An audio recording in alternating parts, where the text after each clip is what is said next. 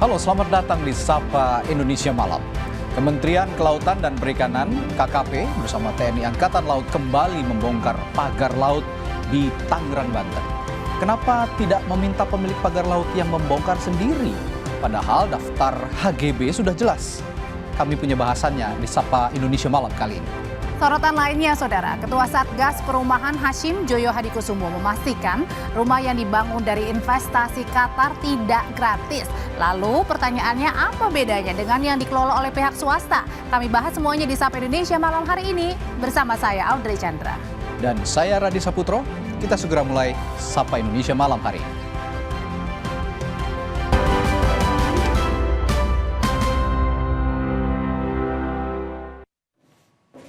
Kami mulai dari berita bayi yang berusia 5 bulan bernama Abian yang akhirnya ditemukan sukarelawan di lokasi longsor Pekalongan, Jawa Tengah. Sebelumnya 2 anjing pelacak dilibatkan dalam pencarian ini.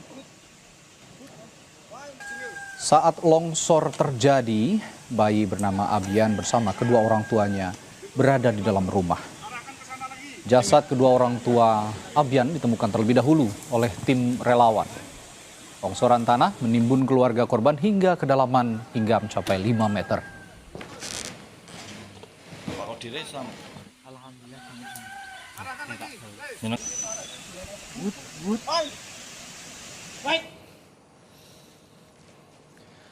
Karena kendala cuaca dan memasuki malam hari, proses pencarian korban longsor di Pekalongan dihentikan sementara. Proses pencarian akan kembali dilanjutkan pada esok hari, namun tergantung kondisi cuaca. Hingga kini total 7 orang masih dilaporkan hilang.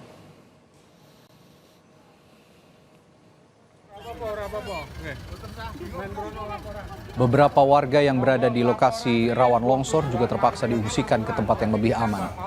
Sebagian besar diungsikan ke posko pengungsian yang disebar di beberapa titik.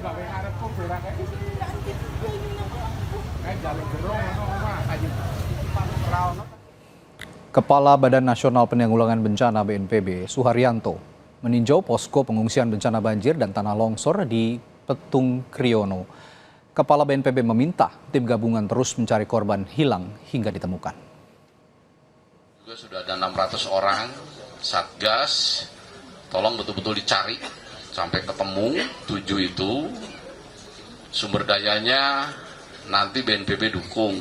Biasanya saya dengan Pak Budiono dari Basarnas sudah seiring dan sejalan. SOP-nya dari Basarnas itu 7 kali 24 jam. Ini kan baru 2 kali 24 jam. Masih ada 5 hari. Perkembangan terkini pencarian korban longsor Pekalongan akan dilaporkan jurnalis Kompas TV Jinawi Rana. Jinawi, proses pencarian hari ini sudah dihentikan, kabarnya begitu, dan dilanjutkan besok.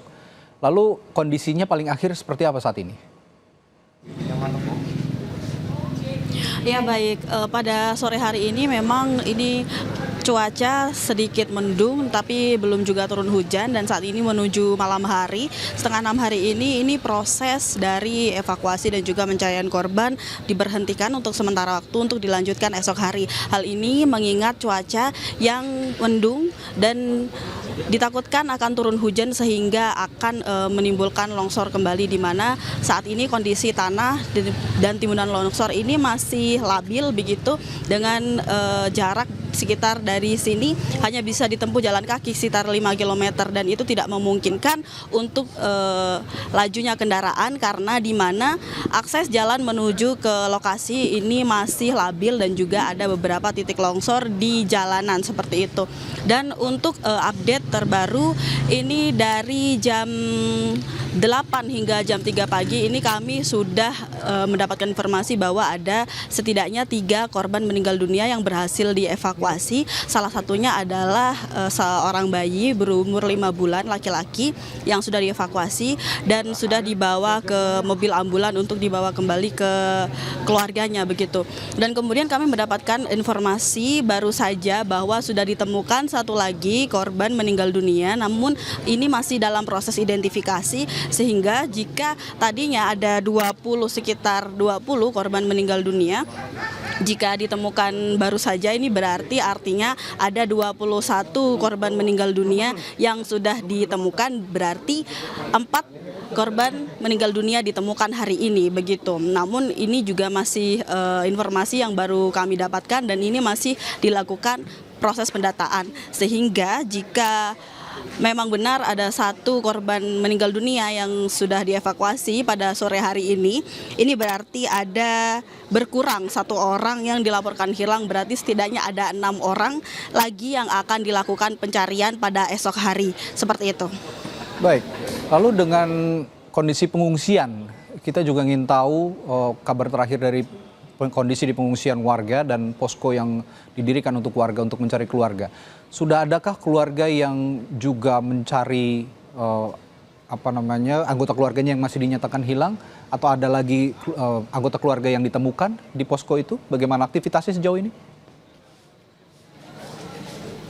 Ya, untuk saat ini memang posko pengungsian sendiri masih terdiri dari posko dari Atemorfem, kemudian posko meninggal dunia dan juga posko logistik begitu, sehingga di sini memang para warga yang datang untuk mengungsi di sini hanya untuk menunggu para korban yang dinyatakan hilang atau mencari tempat perlindungan. Namun di sini tadi kami mendapatkan informasi bahwa mereka tidak betah begitu berada di posko pengungsian dikarenakan memang di sini kondisinya terbatas, di mana karena adanya longsor dan juga banjir menimbulkan setidaknya beberapa akses dari air keruh dan juga beberapa air dari aliran air di sini mati, sehingga warga terpaksa harus kembali ke rumahnya atau kembali ke rumah keluarga yang ada di sekitar desa di sini. Ya, Jinawi, tadi kan BNPB sudah meninjau langsung ke lokasi kejadian. Sudahkah ada imbauan dari BNPB yang juga disambung lidahkan kepada otoritas di sana supaya warga waspada jika memang diduga nanti atau dilihat ke depannya ada potensi longsor susulan atau banjir bandang susulan? Sudahkah ada langkah-langkah mitigasi yang diimbau oleh BNPB? Ya, tentu saja ini menjadi sebuah himbauan yang perlu diwaspadai oleh masyarakat sekitar maupun masyarakat yang sedang melakukan evaluasi, juga para relawan yang sedang melakukan evakuasi di sini, dikarenakan memang kondisi tanah yang labil dan juga kondisi dari cuaca yang memang sedang mendung dan berpotensi untuk hujan.